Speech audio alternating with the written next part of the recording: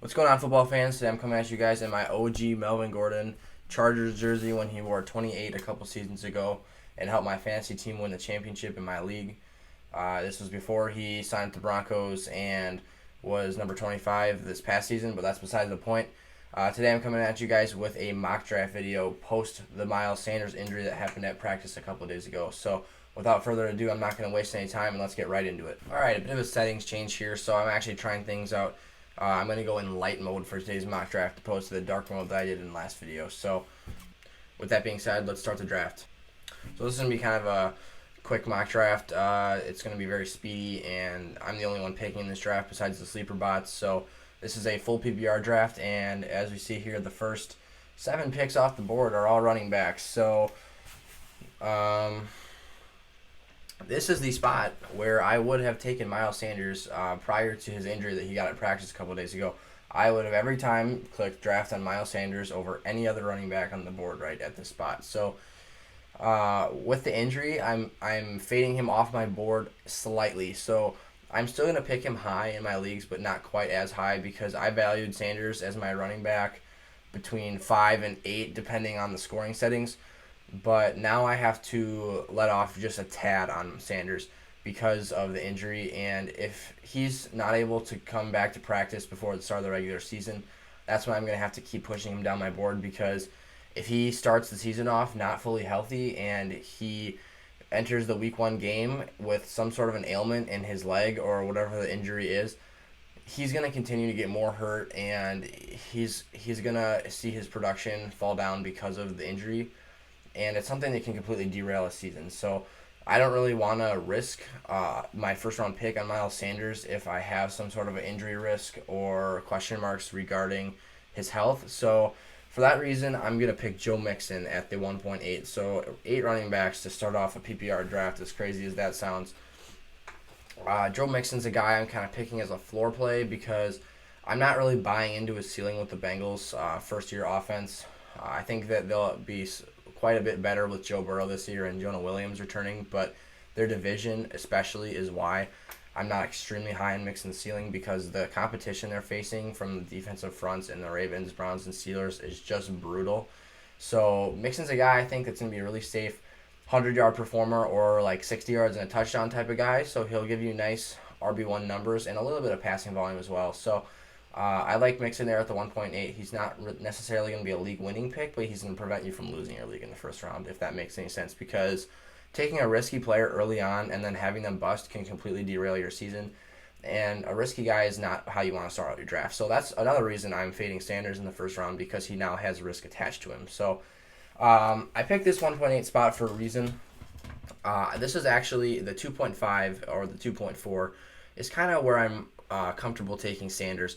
And we see here he went at the 111 in the first round, but that's strictly because Sleeper uses ADP and whatnot and fills out rosters based on team needs for their how their bots pick. And Sanders, the injury isn't as relevant yet right now, and so his ADP hasn't necessarily fallen. They don't have the data to back that up yet. And along with the fact that this is PPR, so he's valued a little bit higher. But Miles Sanders is 100% a guy that I am now waiting on in the first round, so I'm taking him in the early second opposed to the middle to late first where I was taking him before. But this range right here, the 2.3 to the 2.5, I think is a great area for Sanders to go in now. But I need to make a pick because the clock is ticking, and the running backs have fallen off a cliff, and I have 10 seconds left here. And I think I'm going to go Aaron Jones here. Typically, I would have liked to stay away from that pick in the second round. However, my other option was to go Nick Chubb, and in a PPR format, I'm not a big fan of Chubb because I just don't see him getting the passing work that other running backs are going to see. With Kevin Stefanski, he is certainly going to be another safe floor player because he's going to get so many rushing attempts, and he's going to score touchdowns and do a lot of work on the ground, but I don't see any upside for him in the passing game. Whereas Aaron Jones, I think, is a nice pairing with Joe Mixon because while Jones is not going to see maybe as many carries this season, and he's got a little more competition in the backfield with A.J. Dillon this season, he's definitely a guy who gets the goal line carries. and gets passing volume, and he can explode and win your week because he's extremely efficient, and he has the potential to have those other types of elements of his game where he gives you the option to, or gives you the potential rather, to explode on any given week and win your fantasy week for you. So pairing a nice floor player with the ceiling play in Aaron Jones, Joe Mixon and Aaron Jones, RB duo I really like in a PPR league, so I feel very comfortable with that. So going into the third round, running backs are going heavy right now, so I think it's a perfect time. The running back drop off is just around the corner, and there's a lot of guys that I like right here in the third round who I would be scared to wait on because I don't like the guys down here that I would be picking in contrast to them later on. So I'm actually going to go with the jersey here today, and I'm going to pick Melvin Gordon in the third round. Melvin Gordon is a guy who I still think has the capability of being a top 10 running back in fantasy. I think he has an extremely high ceiling, and a lot of people aren't really realizing that. On my Instagram page a week or so ago, I made a post about him in regards to his standard value that I see for him, because I see him as a guy who is going to get the goal line work for Denver, and I think that offense is going to be extremely more efficient because of all the weapons they have this year, and they're going to do a lot of work. So I see Gordon getting a healthy amount of goal line carries and being somebody who could potentially crack 10 rushing touchdowns. And along with that, I know Phillip Lindsay is in the mix, but I think that Lindsay is a guy they don't have faith in to be able to sustain carries and stay healthy on the field, so that's why they brought Gordon in. I think that Lindsay takes some of the rushing volume and a little bit of the passing game away from Gordon, but that's fine because Gordon has shown over his career that he's extremely efficient when given passing volume, and I think he's a guy who has a tremendous ceiling in fantasy going forward this year. So I really like Melvin Gordon in the third round there. I think that he has a nice floor because of the touchdown potential I see for him, and then if he does end up getting that passing work, I think he has a nice ceiling as well. So a nice little 3 running back pairing there. And now I'll look into drafting my first wide receiver. And right now, so I'm in a little bit of a decision to make here. So I'm considering Amari Cooper or Robert Woods here in the 4th round. And the main reason for my holdup is I see Amari Cooper with a lot of mouths to feed in that Dallas offense, and I also see a guy who is extremely streaky, and he'll have these monster games, but he'll also fall on his face and lose your fantasy week for you. So for that reason, I'm going to pick Robert Woods here with the 4-5.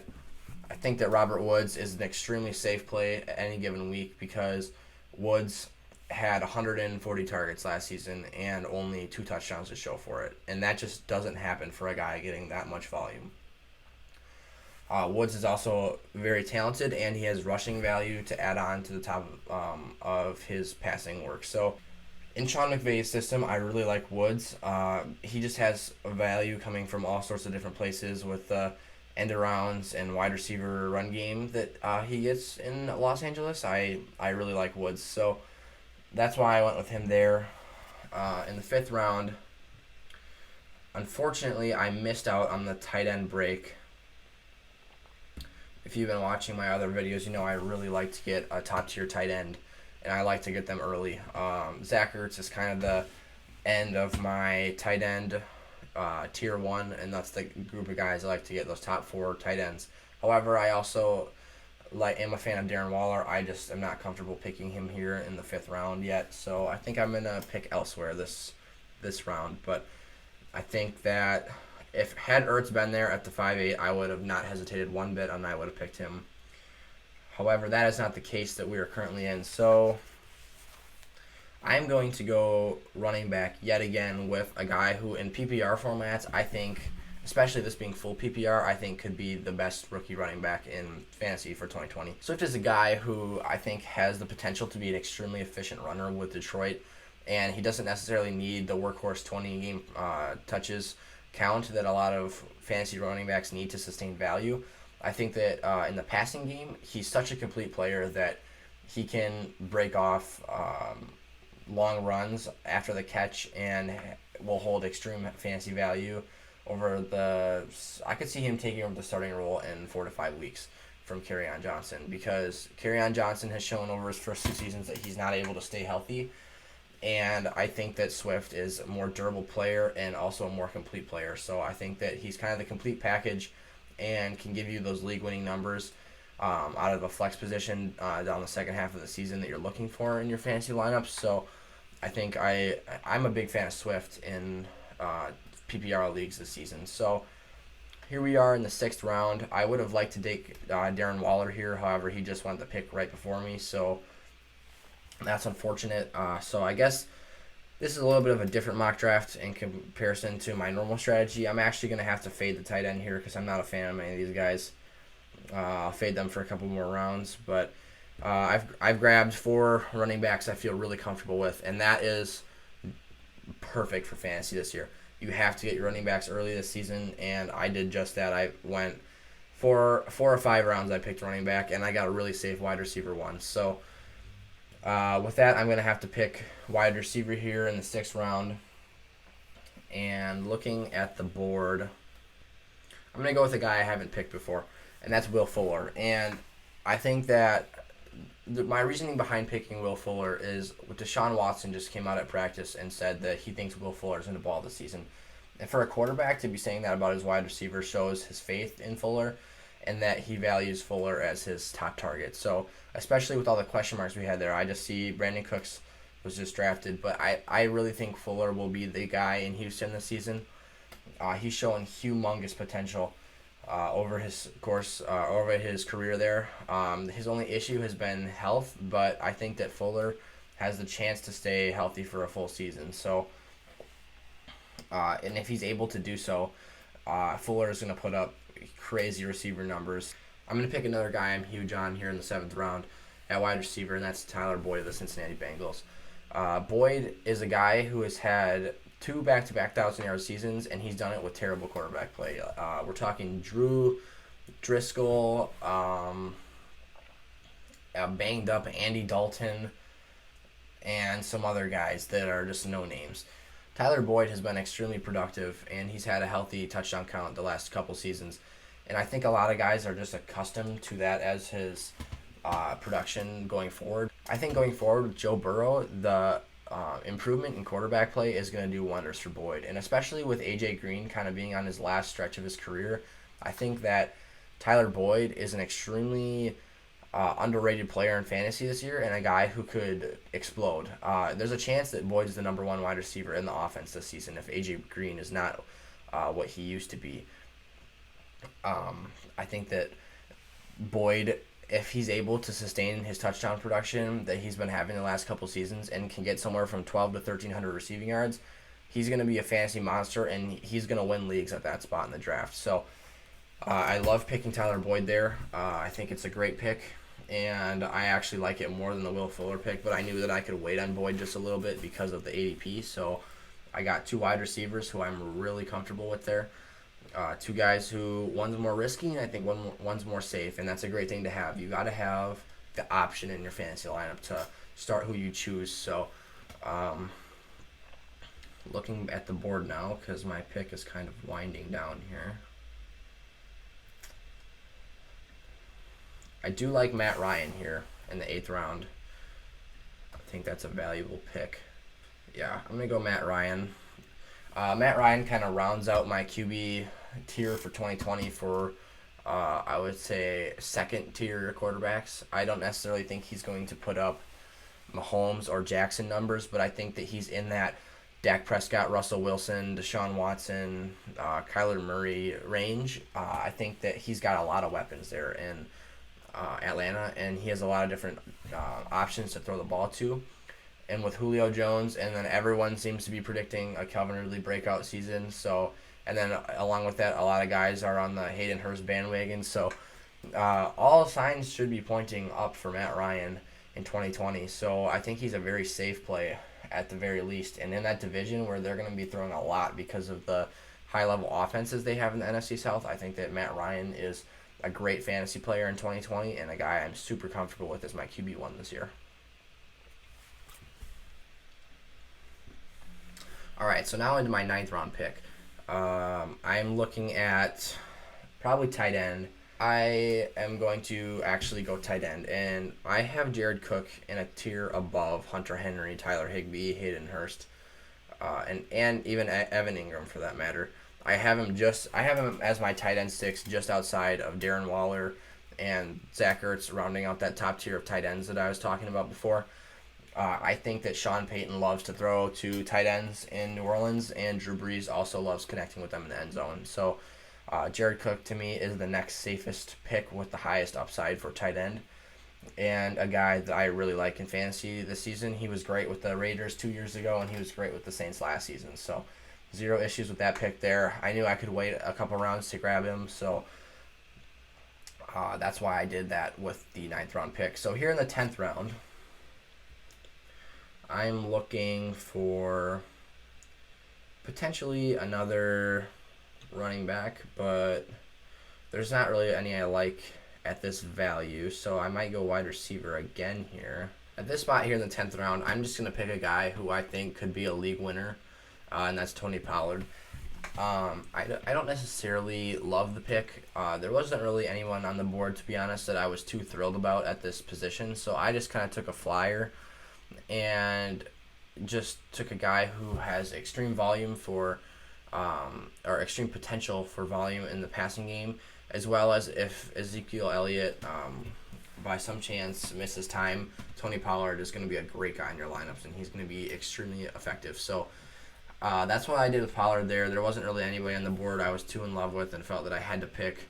But here, now at this pick, this ties in with kind of the theme of the video, or at least how I started off. I'm going to pick Boston Scott, and that's because of the Miles Sanders injury. And like I said, if Miles Sanders is going into week 1 not completely healthy and is still banged up, he's going to get more hurt, and it's not going to get any better. It's going to get worse.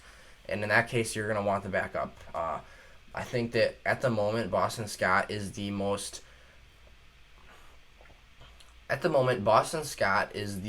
relevant handcuff in fantasy football, because he's the guy that actually has the most likely potential to post value for your fantasy lineup, because the starter is dealing with an ailment, and so is Scott right now.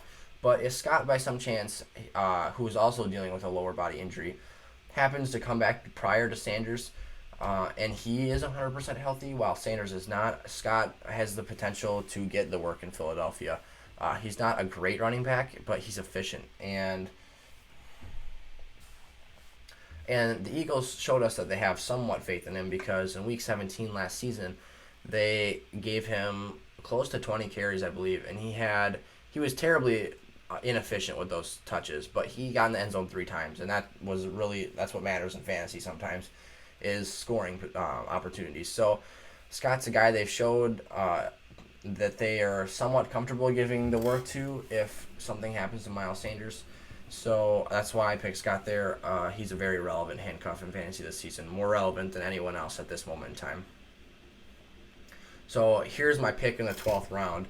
I think I'm going to go back to wide receiver here, and I'm actually going to take a guy that I think is being kind of slept on, and that's Preston Williams for the Miami Dolphins.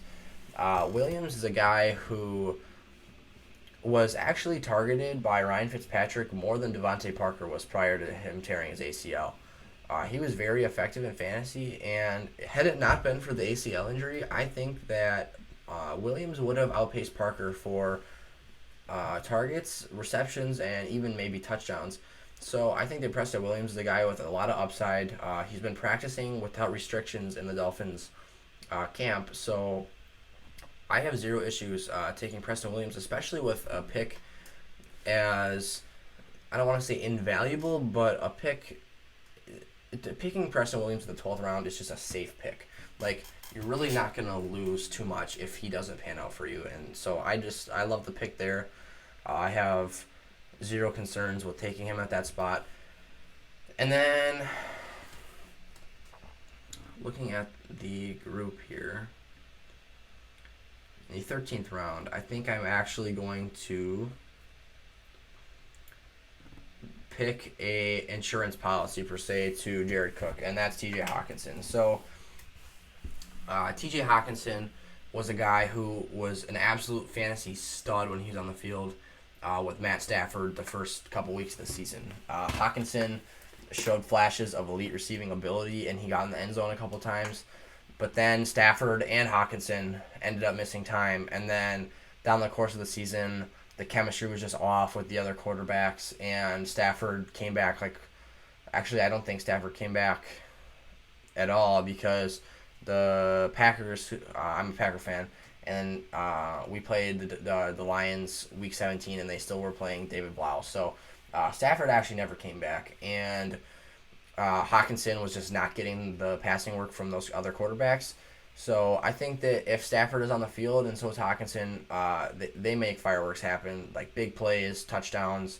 I loved what I saw from T.J. Hawkinson when Matt Stafford was throwing him the football. So uh, I like having two tight ends this season because I think there's a lot more guys than in previous years who have the upside and a safer floor. However, I it might cause me that tight end headache I was talking about because there's going to be some weeks where I'm not going to know if I want to start Jared Cook or T.J. Hawkinson because they both have relatively similar ceilings and floors at times. So this is kind of that. You never know who you want to start, and that's what I don't like about tight ends. That's why I really want to get one of those top 5 guys because I know I want to start that player every single week except for their bye. So, anyways, time is running out here for my 14th round pick, and I think that the 14th round is a perfect time to start looking at a guy like Drew Lock or Gardner Minshew, and I'm actually going to go Gardner Minshew with this pick. Because Gardner Minshew is a guy who flashed elite fantasy potential last season with the Jags. He's kind of got some magic, some Minshew magic. He makes plays happen. He turns nothing into something. And that's really valuable as a fantasy football owner of Minshew because the ability to improvise and make a play down the field happen or get the ball in the end zone just gave you a bunch of points. So just Minshew's capabilities and tool set are just really great for fantasy. And especially adding in his rushing value, I think that Gardner Minshew is a guy who is being heavily slept on in fantasy this year and is a guy who could give you elite QB numbers at times. So I think that just being as deep of a group the quarterback position is this year for fantasy, I think that Gardner Minshew is a must-own late because you can wait super late into your draft and still get him and fill out other positions and get depth there where it's harder to find valuable players. So Gardner Minshew is just a pick that I am making in as many leagues as I can. I'll pick one QB in the middle to late rounds, and then really late I'll try and snag Minshew because I just think the value there is ridiculous. Like, I don't want to waste a pick 2 rounds earlier on a guy like Daniel Jones, who has a brutal start to his schedule, and he went 3 rounds earlier, and I think Gardner Minshew is going to outscore him this year. So it's more of a value thing in terms of a talent thing and a situational thing. So I think that the situation Gardner Minshew is in with that bad defense and his tool set help him opposed to other fantasy quarterbacks, and he's just too good to pass on in the late rounds of your drafts. So then I need to make a pick here really quick in the 15th round, and I'm going to go somewhere. I'm going to make kind of a low-risk flyer pick, and I'm going to go N'Keal Harry. I've been taking him in a lot of my drafts recently because I've been talking about how I think he's going to kind of play that Kelvin Benjamin role with the Panthers, with the Patriots that we saw Cam Newton have with the Panthers.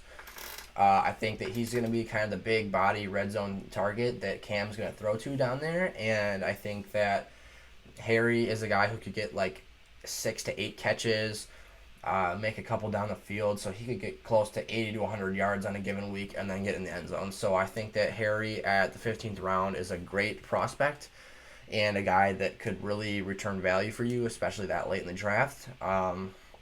It's just another thing. Like if he hits, it just shows how you should be waiting to pick wide receiver until after you've sustained a healthy running back core and a group that you're really comfortable going forward with, because like there's guys back here in the last couple rounds of the draft that you could start in your lineup any week. Like I would have zero issue streaming Rashad Perryman a few times a year. Like there's just so many guys down here at the bottom of the draft that can return fantasy value just because of how pass happy the NFL is these days.